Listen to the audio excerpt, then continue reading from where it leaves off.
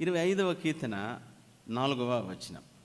కీర్తన 25, 4వ వచనం చదవండి.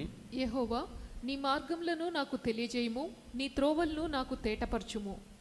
కాబట్టి కీర్తనాకారుడు అంటున్నాడు, యెహోవా నీ మార్గము నాకు తెలియచేయము, నీ త్రోవను నాకు తేటపరచుము. ఆయన మార్గము. కాబట్టి ఇక్కడ చూస్తే దేవుని మార్గం. కాబట్టి ఎవరైతే ఈ మార్గము గురించి అడుగుతారో, ఈ మార్గమును తెలుసుకుంటారో వారు ధన్యులు. 32వ కీర్తన 8వ వచనం. కీర్తన 32, 8వ వచనం. నీకు ఉపదేశం చేసేదను, నీవు నడవలసిన మార్గమును నీకు బోధించెదను, నీ మీద దృష్టి ఉంచి నీకు ఆలోచన చెప్పెదను. కాబట్టి ఇక్కడ అంటున్నాడు, నీకు ఉపదేశం చేసేదను, నీవు నడవవలసిన మార్గమును నీకు చెప్పండి. కొంచెం గట్టి చెప్పగలరా? కాబట్టి కీర్తనాకారుడు అంటున్నాడు, అయ్యా నీ మార్గము నాకు తెలియచేయి. కాబట్టి జ్ఞాపకం ఉంచుకోవాలి సహోదరుడ సహోదరి, దేవుని మందిరానికి వచ్చేది ఏదో ఆచారంగా కాదో, ఒక అలవాటుగా కాదో. ఒక ఆచారం అలవాటుగా నీ జీవితకాలం అంతా వచ్చినా ఏమీ పొందుకోలేవు. కాబట్టి లోకం ఏం చూడట్లేదు. సరే, యెహోవా నీ మార్గము నాకు తెలియచేయము. కీర్తనకారుడు అన్నాడు, ఎప్పుడైతే ఆ విధంగా కీర్తనకారుడు ప్రార్థించాడో ఇక్కడ అంటున్నాడు, నీకు ఉపదేశం చేస్తాను, నీవు నడవవలసిన మార్గమును నీకు బోధిస్తాను. నీవు నడవవలసిన మార్గము నీకు బోధిస్తాను. సోదరుడ సహోదరి, కాబట్టి దేవుని మార్గము మనం తెలుసుకోగలిగితే మనం ధన్యులుగా మార్చబడతాం. అంటే ప్రతిదీ మార్పు వస్తుంది. దేవుని మార్గము తెలుసుకుంటే మార్పు వస్తుంది.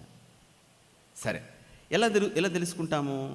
సామెతలు 8వ అధ్యాయము 32వ వచనం. సామెతలు 8:32.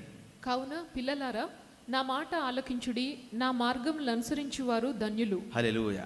కాబట్టి పిల్లలారా, నా మాట ఆలకించుడి, నా మార్గమును అనుసరించువారు ధన్యులు. కాబట్టి ముందు ఆలకించు, చెప్పింది వినాలి. కాబట్టి ఆ మార్గమును అడగాలి, యెహోవా నీ మార్గము నాకు తేటపరచుము, నీ మార్గము నాకు తెలియచేయము. కీర్తనకారుడు అంటున్నాడు, అయ్యా నీ మార్గము నాకు తెలియచేయి. ఎవరైతే దేవుని అడుగుతారో నీ మార్గము నాకు తెలియచేయి. ఇక్కడ సత్యం ఏమిటంటే, నాకు తెలుసు అనుకునేవాడు దేవుని దగ్గర ఏం పొందుకోలేడు. నేను చదువుకున్నాను, నాకు డబ్బు ఉంది, నాకు అనుభవం ఉంది, మా నాన్న ఇంత, మేమింత, అదంతా ఇంత అనుకునేవాడికి దండం పెట్టి చెప్పేది ఏమిటంటే, నీవు ఇక్కడ ఏమీ పొందుకోలేవు, ఎప్పటికీ పొందుకోలేవు.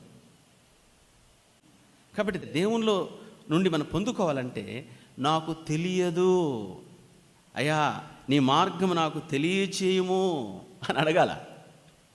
నాకు తెలియచేయము అనాలంటే నాకు తెలియదు అని నమ్మాలి. ఫస్ట్ నువ్వు అనుకో అని గ్రహించాలి. నాకు తెలుసు అంటే నువ్వు అడిగేది లేదు, ఆయన ఇచ్చేది లేదు, పొందుకునేది లేదు. అది మత్తర్ ప్రాక్టీస్కి ఉంటుంది అంతే. నాకు తెలుసు అనుకునేవాడు ఏది పొందుకోలేడు దైవత్వంలో. సరే, కాబట్టి కీర్తనకారుడు అంటున్నాడు, నాకు తెలియచేయి ప్రభా, నాకు తెలియచేయి.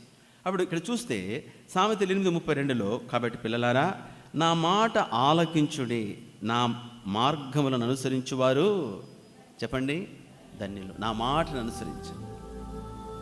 కాబట్టి నేను చెప్పేదాన్ని మీరు ఆలకించండి. సోదరుడ సహోదరి, దేవుని వాక్యము ద్వారా దేవుని మార్గములు మనం గ్రహించగలిగాం. దేవుని వాక్యము ద్వారా దైవ సత్యాన్ని మనం తెలుసుకోగలిగాం. కాబట్టి ప్రభుని స్తుతించి ప్రభుని ఆరాధిస్తాం. ఏమిటంటే, అయ్యా నీ మార్గము నాకు బోధించినందుకు వందనాలు, నీ మార్గము నాకు తెలియచేసినందుకు వందనాలని ప్రభుని స్తుతించి ప్రభుని ఆరాధిస్తాం.